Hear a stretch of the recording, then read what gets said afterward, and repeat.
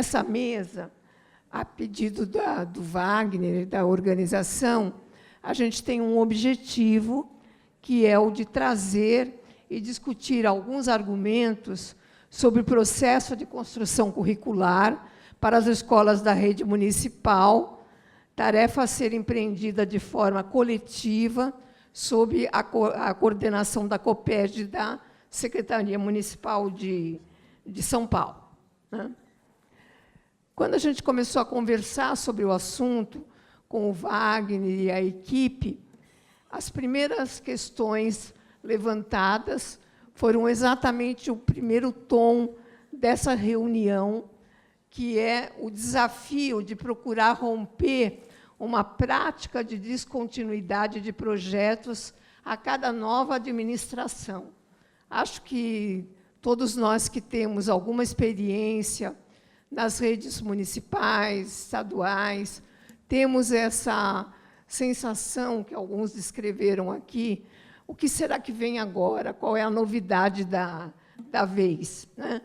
E que, em geral, não se aproveitam as experiências, as práticas e a cultura escolar da rede municipal.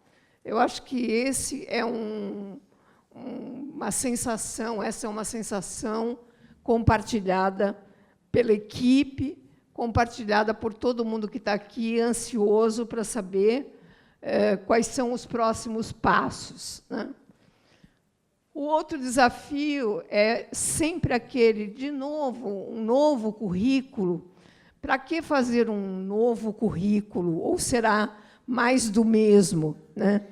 Será que esses currículos serão utilizados, de fato, pelos professores no seu cotidiano, com vistas a garantir o direito às aprendizagens das crianças e jovens, deixando de ser apenas um documento a mais para consultas esporádicas? A gente tem todas as indicações de pesquisa, né,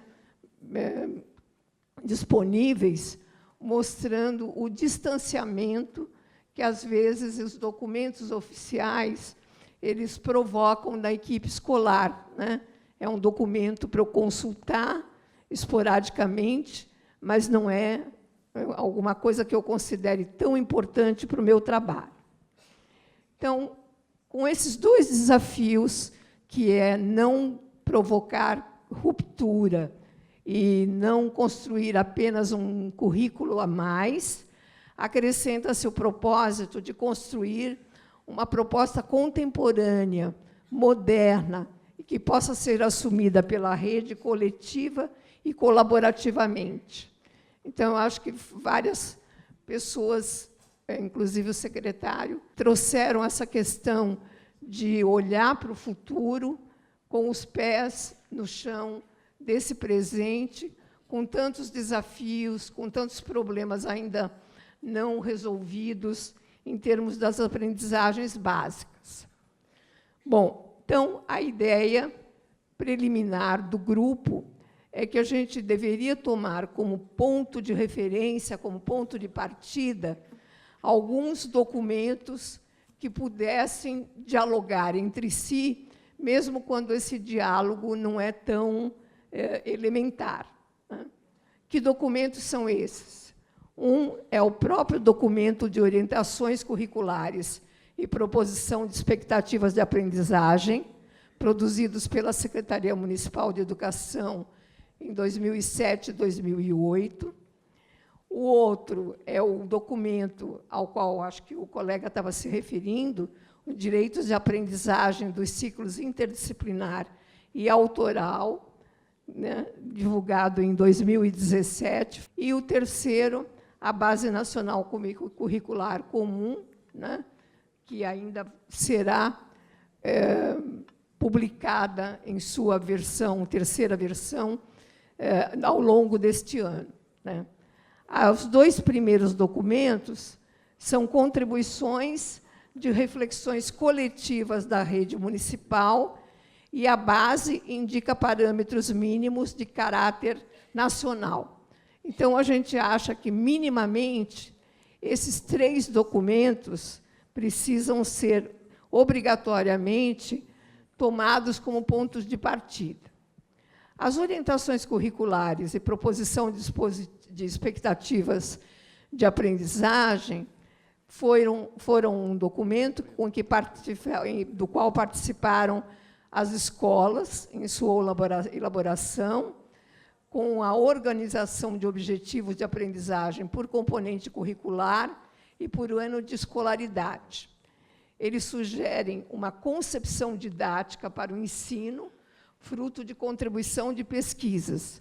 Então, o documento da rede ele já avança no sentido de discutir questões de natureza metodológica, de natureza didática, né? Em relação a esse documento, como ele tem já algum tempinho, eu acredito que houve avanços em vários aspectos ao longo dos últimos anos, mas o documento ele é ainda um excelente ponto de referência para a atualização curricular. Então, aqui a gente tem um visual das orientações curriculares, com vários volumes dedicados às diferentes áreas de conhecimento, que vai ser um dos documentos que a gente vai tomar por base. O outro documento, que é o de direitos do ciclo interdisciplinar e autoral, ele apresenta um movimento da Secretaria Municipal dos últimos anos na direção de uma organização curricular numa perspectiva crítica ou pós-crítica, se preferirem, com paradigmas emancipatórios, ressignificando disciplinas, ciclos e componentes curriculares. Acho que a grande contribuição desse documento para a discussão de direitos de aprendizagem, para a caracterização do ciclo de alfabetização interdisciplinar e autoral, ela vai contribuir muito para caracterizar esse percurso longo do ensino fundamental, conceituando ciclos de alfabetização interdisciplinar e autoral. Aqui a gente tem os volumes dos direitos, né, para as várias áreas de aprendizagem também, que vai ser uma leitura obrigatória para o nosso trabalho.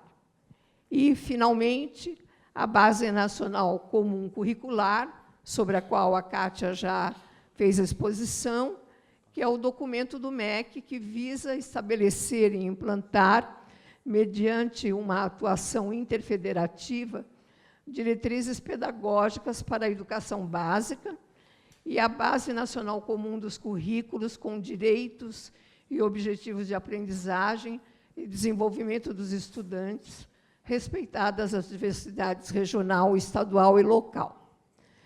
Essa base ela tem foco nos conhecimentos, habilidades e valores considerados essenciais a que todos os estudantes têm o direito e devem aprender para seu pleno desenvolvimento e atuação na sociedade.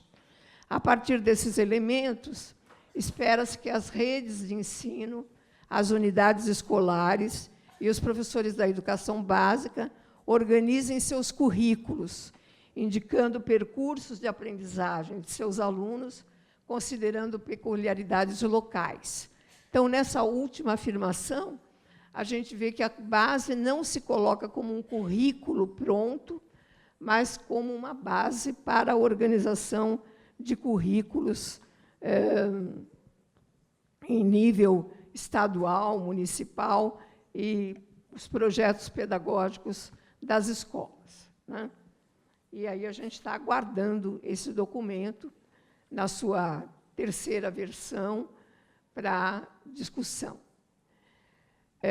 No caso do trabalho da SME que está sendo proposto, a ideia é, então, pensar-se em documentos que considerem os 3 grandes ciclos de alfabetização dos 6 aos 8 anos, o interdisciplinar de 9 a 11 e o autoral de 12 a 14 anos, e em cada um desses ciclos discutir os temas ligados a linguagens, às ciências exatas, incluindo a matemática e as tecnologias digitais, ciências da natureza, ciências humanas, com história e geografia.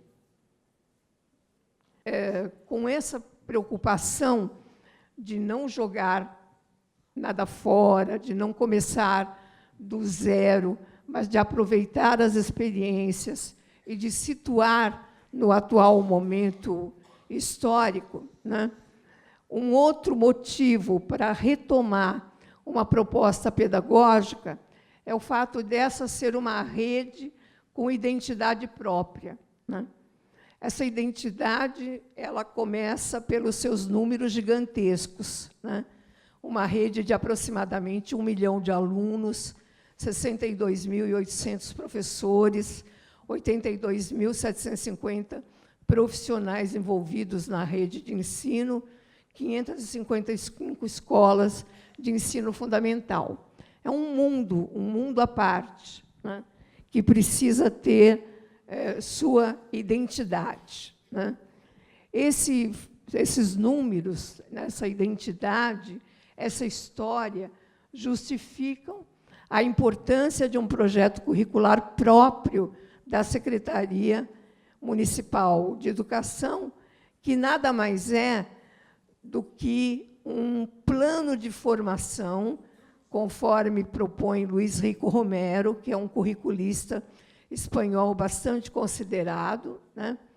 E que, no fundo, precisa e se propõe a dar respostas concretas a questões: o que é o conhecimento, o que é a aprendizagem, o que é o ensino, o que é conhecimento útil. Quer dizer, para cada um de nós, que respostas a gente tem a dar em relação a essas questões que, aparentemente, são a função mais importante da escola.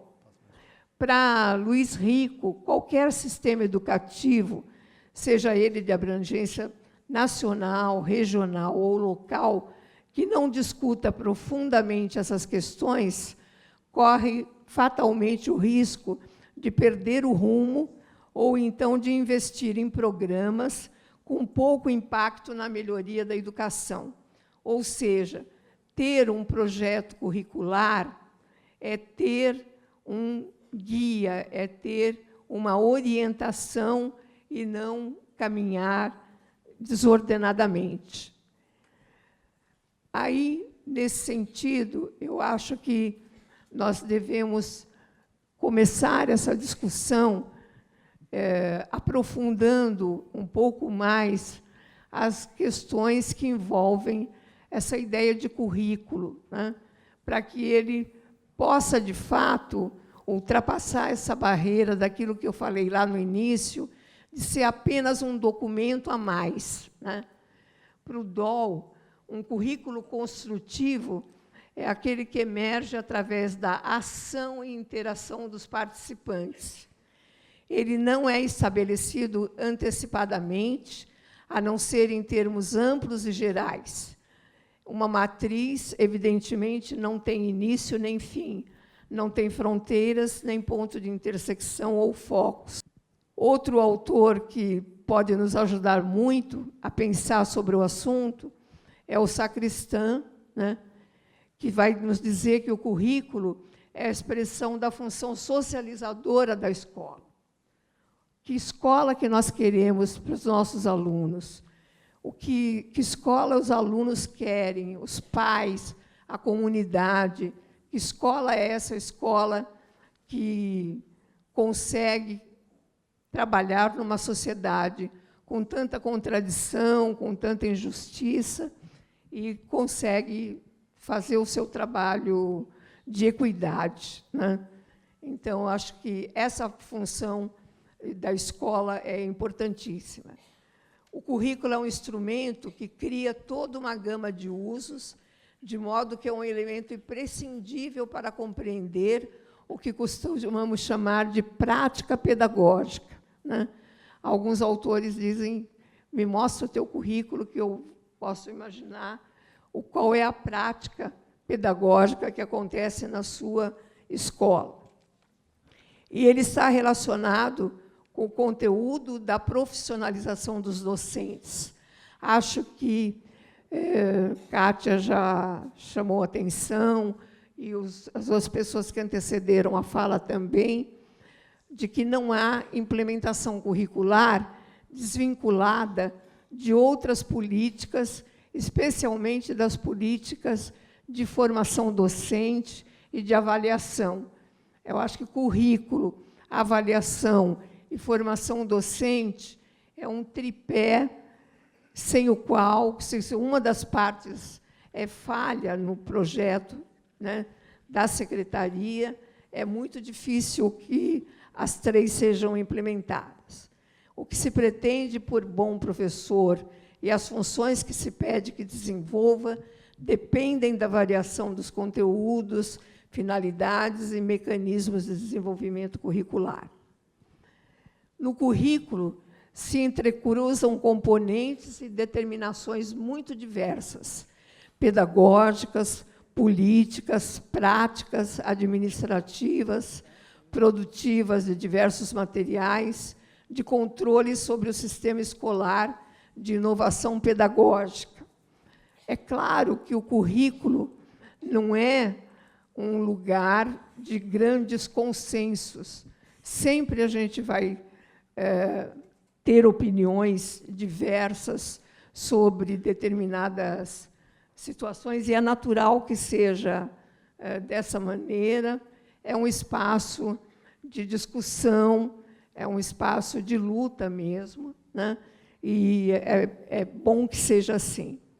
O currículo, com tudo que implica, quanto a seus conteúdos e formas de desenvolvê-las, é um ponto central de referência na melhora da qualidade do ensino, na mudança das condições da prática, no aperfeiçoamento dos professores, na renovação da instituição escolar em geral e nos projetos de inovação dos centros escolares.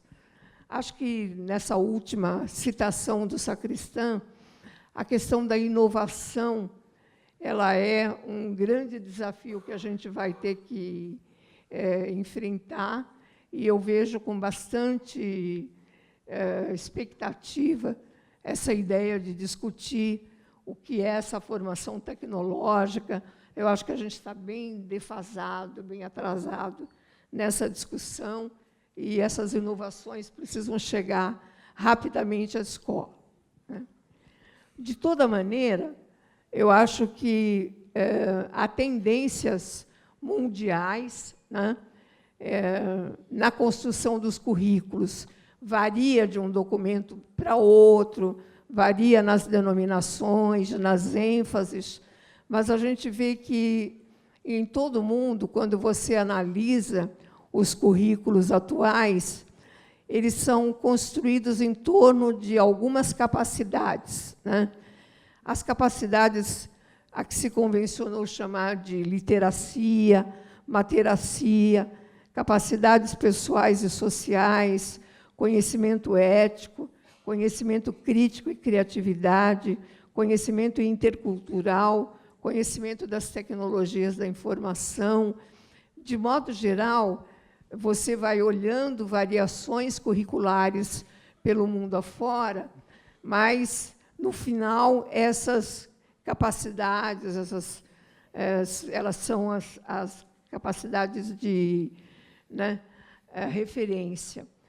No sentido da literacia e da materacia, né, a literacia, no sentido mais amplo, nessa capacidade de processar a informação escrita e falada, o que inclui leitura, escrita, cálculo, diálogo, mídia, internet, na vida cotidiana. Do ponto de vista da materacia, a capacidade de interpretar e analisar sinais, códigos, propor e utilizar modelos em simulações da vida cotidiana, elaborar abstrações sobre as representações do real. Então, eu acho que é muito interessante quando a gente analisa os objetivos, acho que a Kátia algumas vezes chamou atenção, para a gente dimensionar um pouquinho, né, que tipo de habilidades a gente está pedindo, se não são apenas coisas muito mecânicas, muito, né, ou se a gente está realmente num campo mais abrangente de expectativas com as crianças, né? Acho que a outra ideia importante que os curriculistas nos ensinam é que o currículo ele é uma praxis antes que um objeto estático, emanado de um modelo coerente de pensar a educação ou as aprendizagens necessárias às crianças e jovens, que tampouco se esgota na parte explícita do projeto de socialização cultural nas escolas. Então, eu acho que essa ideia do dinamismo do processo curricular faz com que seja sempre pertinente o fato de a gente estar revisitando o currículo, atualizando o currículo. Não é jogando tudo fora, começando do zero, mas atualizando e verificando se aquilo que a gente está fazendo se está realmente contribuindo para a formação das escolas. Outra aprendizagem que a gente tem com os curriculistas é esses vários níveis de concretização do currículo que o sacristã coloca para a gente no seu trabalho. Quando a gente elabora um documento, seja a base, seja o documento da secretaria, as diretrizes, você tem um currículo com prescrições, que é um momento muito importante que a gente está começando a vivenciar agora, né? Em que você vai definir uma série de coisas importantes. Só que esse currículo ele está apenas sendo gestado aí, porque, na verdade, ele vai ser apresentado aos professores por meio de materiais didáticos, por meio de livros, que nem sempre, como a Kátia já salientou, né, às vezes são coerentes, assim, e a gente nem sempre se atenta a isso. Esse currículo, apresentado aos professores através dos materiais curriculares em geral, especialmente pelos livros didáticos, ele vai ser modelado pelos professores. Cada professor faz o uso do material, do livro na sua sala, a partir da interação com os seus alunos. Então, o currículo que é colocado em ação é, muitas vezes, bastante diferente daquilo que havia sido prescrito. E isso é natural, né? Então, o sacristã ele vai trazendo esse movimento curricular que chega ao currículo que é realizado, que é aprendido, de fato, pelas crianças, e ao currículo avaliado, que é aquilo que eu consigo identificar nas avaliações, no sentido de dizer como é que estamos no desempenho em matemática, em língua portuguesa, nas várias disciplinas, né?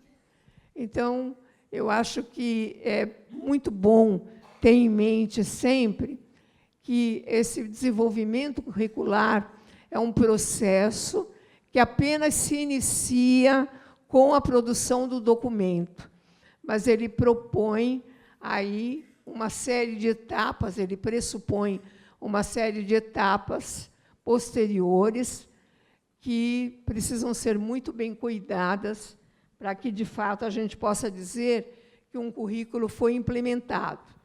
E aí, a grande frustração nacional é que a gente nunca consegue ver o final dessas histórias, porque elas são histórias quase sempre interrompidas. Então, a ideia é propor um processo de continuidade, né?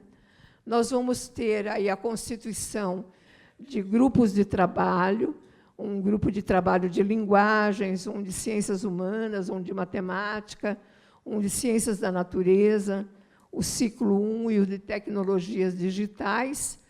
Esses grupos de trabalho, então, vão ter um papel importantíssimo nessa perspectiva de construção de um currículo de forma coletiva, colaborativa e com representação da rede, né? Além dos documentos que eu já mostrei, que a gente vai tomar por base, outras publicações da SME serão consideradas. O material do programa Ler e Escrever, do ciclo 1, os materiais de educação especial já produzidos, de educação de jovens e adultos, de étnico-racial, de educação infantil, Subsídio Mais Educação São Paulo, cadernos de apoio e aprendizagem, planos de navegação, a coleção de magistério e direitos à alfabetização na idade certa. Então, a gente fez questão aí de trazer alguns desses documentos que a Secretaria, ao longo da sua trajetória, produziu para chamar a atenção para o fato de que essa não é uma história que começa no marco zero, mas é uma história em continuidade.